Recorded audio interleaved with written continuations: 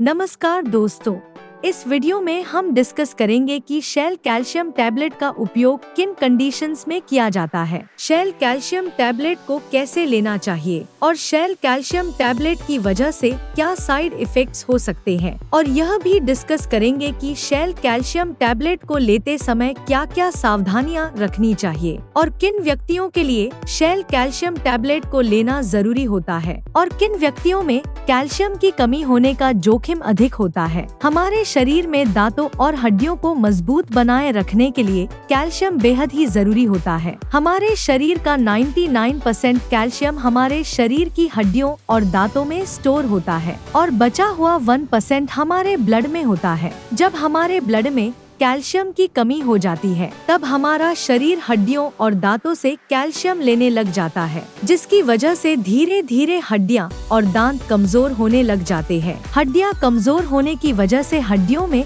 हल्की सी चोट या गिरने की वजह से भी फ्रैक्चर हो सकता है। कैल्शियम की कमी की वजह से दांतों की जड़ें कमजोर हो जाती है और दांत भंगुर होकर टूटने लगते हैं और छोटे बच्चों में कैल्शियम की कमी होने पर उनके दांतों को निकलने में देरी हो सकती है या लंबा समय लग सकता है। बच्चों में कैल्शियम की कमी लंबे समय तक रहने पर उनकी हाइट भी कम रह सकती है। कैल्शियम की कमी की वजह से बच्चों में रिकेट्स हो सकता है और 19 साल से अधिक उम्र के व्यक्तियों में ऑस्टियोमलेशिया और ओस्टियोपोरोसिस होने का रिस्क अधिक हो जाता है। ओस्टियोपोरोसिस एक हड्डियों का रोग है जिसमें हड्डियां बहुत ही कमजोर व अंदर से खोखली हो जाती है, जिसकी वजह से हड्डियों में हल्की सी चोट या गिरने की वजह से भी फ्रैक्चर हो सकता है। शरीर में कैल्शियम की कमी होने पर शरीर की हड्डियों और जोड़ों में दर्द रहने की समस्या भी हो सकती है। कैल्शियम के साथ विटामिन डी भी लेना जरूरी होता है। शरीर में विटामिन डी की कमी होने पर भी कैल्शियम की कमी हो सकती है, क्योंकि विटामिन डी शरीर में कैल्शियम के अवशोषण में मदद करता है और शरीर में विटामिन डी की कमी होने पर शरीर भोजन से कैल्शियम का अवशोषण अच्छी तरह से नहीं कर पाता है, जिसकी वजह से शरीर में कैल्शियम की कमी हो सकती है। अगर आप कैल्शियम की कमी को पूरा करने के लिए अकेले कैल्शियम के सप्लीमेंट्स ले रहे हैं तो ऐसी स्थिति में आपके द्वारा लिए जाने वाले कैल्शियम के सप्लीमेंट्स बेकार है, क्योंकि विटामिन डी के बिना आपके शरीर में कैल्शियम का अवशोषण नहीं होगा और आपके द्वारा लिए जाने वाले कैल्शियम के सप्लीमेंट्स पेशाब के जरिए शरीर से बाहर निकल जाएंगे। इसलिए कैल्शियम और विटामिन डी को एक साथ लेना जरूरी होता है। शेल कैल्शियम टैबलेट में कैल्शियम के साथ साथ विटामिन डी भी होता है, इसलिए आपको विटामिन डी के सप्लीमेंट्स अलग से लेने की जरूरत नहीं होती है। दोस्तों, अगर आपको वीडियो पसंद आ रहा है तो कृपया वीडियो को लाइक करना व चैनल को सब्सक्राइब करना न भूलें। अब हम डिस्कस करेंगे कि शेल कैल्शियम टैबलेट का उपयोग किन कंडीशंस में किया जाता है। शेल कैल्शियम टैबलेट का उपयोग शरीर में कैल्शियम की कमी होने पर, हड्डियों में फ्रैक्चर होने पर, रूमेटॉइड अर्थराइटिस और ऑस्टियोआर्थराइटिस होने पर, शरीर के जोड़ों, हड्डियों व मांसपेशियों में दर्द होने पर, न्यूरोपैथिक दर्द होने पर यानी नसों का दर्द होने पर, डायबिटिक न्यूरोपैथी होने पर, गर्भवती महिलाओं और स्तनपान करा रही महिलाओं के लिए ऑस्टियोपोरोसिस होने पर, ऑस्टियोमलेशिया या रिकेट्स होने पर, शरीर में न्यूट्रिशन की कमी होने पर, शरीर में दांतों, जोड़ों और हड्डियों को स्वस्थ बनाए रखने के लिए, और जो व्यक्ति मिर्गी या दौरों की दवाइयाँ ले रहे हैं जैसे फेनोबार्बिटल फेनिटोइन, उन व्यक्तियों को भी डॉक्टर शेल कैल्शियम टैबलेट को लेने की सलाह दे सकता है। अब हम डिस्कस करेंगे कि किन व्यक्तियों में कैल्शियम की कमी होने का जोखिम अधिक होता है और किन व्यक्तियों को शेल कैल्शियम टैबलेट को लेने की जरूरत पड़ सकती है। जो व्यक्ति शुद्ध शाकाहारी डाइट लेते हैं और दूध, दही जैसे डेयरी प्रोडक्ट्स का सेवन बहुत कम मात्रा में करते हैं, ऐसे व्यक्तियों में कैल्शियम की कमी होने का जोखिम अधिक होता है। इसलिए ऐसे व्यक्तियों को शेल कैल्शियम टैबलेट को लेने की जरूरत पड़ सकती है। महिलाओं में मेनोपॉज के बाद एस्ट्रोजन हार्मोन का प्रोडक्शन कम हो जाता है, जिसकी वजह से महिलाओं में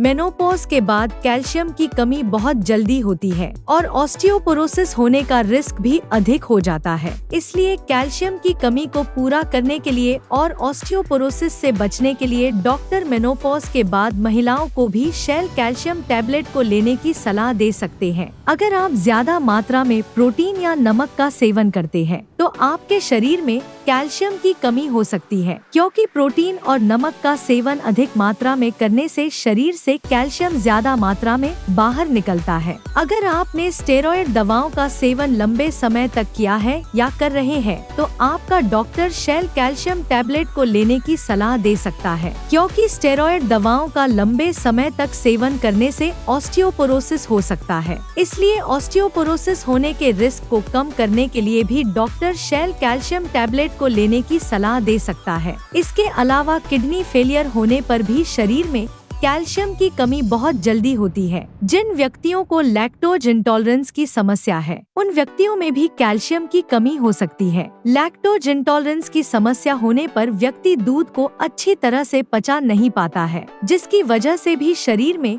कैल्शियम की कमी हो सकती है। अगर किसी व्यक्ति को दूध को पीने के बाद पेट में दर्द, पेट में गैस, पेट में भारीपन, दस्त या स्टूल के अंदर फैट आती है तो ये लक्षण लैक्टोज इंटॉलरेंस के हो सकते हैं। अब हम डिस्कस करेंगे कि शेल कैल्शियम टैबलेट को कैसे लेना रिकमेंडेड होता है। शेल कैल्शियम टैबलेट को खाना खाने के बाद लेना रिकमेंडेड होता है। शेल कैल्शियम टैबलेट को आप हल्के गर्म दूध या हल्के गर्म पानी के साथ ले सकते हैं। आमतौर पर 18 साल से अधिक उम्र के ज्यादातर व्यक्तियों को डॉक्टर शेल कैल्शियम टैबलेट को दिन में एक ही बार लेने की सलाह देते हैं। शेल कैल्शियम टैबलेट की डोज उम्र, शरीर के वजन और बीमारी की गंभीरता के आधार पर कुछ व्यक्तियों में इससे अलग भी हो सकती है। इसलिए आपको शेल कैल्शियम टैबलेट को आपके डॉक्टर द्वारा बताई गई डोज में ही लेना चाहिए। शेल कैल्शियम टैबलेट को कितने समय तक लेना चाहिए, यह उम्र और बीमारी की गंभीरता के आधार पर सभी व्यक्तियों में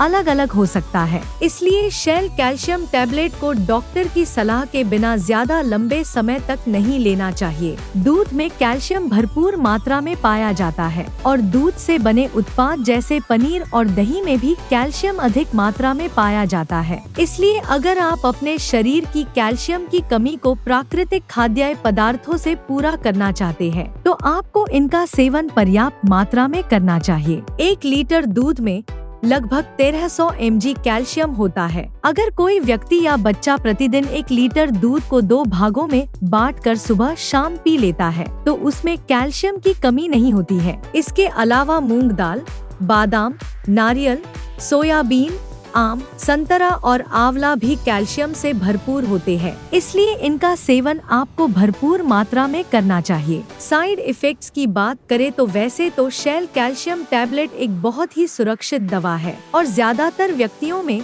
शेल कैल्शियम टैबलेट की वजह से कोई साइड इफेक्ट्स नहीं होते हैं। लेकिन अगर आप शेल कैल्शियम टैबलेट को रिकमेंडेड डोज से ज्यादा डोज में लेते हैं तो इसकी वजह से ब्लड में कैल्शियम का लेवल ज्यादा हो सकता है, जिसको हाइपरकैल्सीमिया भी कहते हैं। शरीर में कैल्शियम का स्तर ज्यादा होना भी नुकसानदायक होता है। कुछ रिसर्च में यह पाया गया है कि ब्लड में कैल्शियम का लेवल ज्यादा होने से दिल से संबंधित रोग होने का रिस्क अधिक हो जाता है। किडनी में पथरी होने का रिस्क भी अधिक हो जाता है। इसलिए डॉक्टर की सलाह के बिना शेल कैल्शियम टैबलेट को ज्यादा डोज में या ज्यादा लंबे समय तक लेने से बचना चाहिए। अब हम डिस्कस करेंगे कि शेल कैल्शियम टैबलेट को लेते समय क्या क्या सावधानियां रखनी चाहिए। थायराइड की टैबलेट और शेल कैल्शियम टैबलेट को एक साथ नहीं लेना चाहिए, क्योंकि थायराइड की टैबलेट और शेल कैल्शियम टैबलेट को एक साथ लेने से थायराइड की टैबलेट का अवशोषण कम हो सकता है, जिसकी वजह से थायराइड की टैबलेट की प्रभावशीलता कम हो सकती है। अगर आप थायराइड की टैबलेट को लेते हैं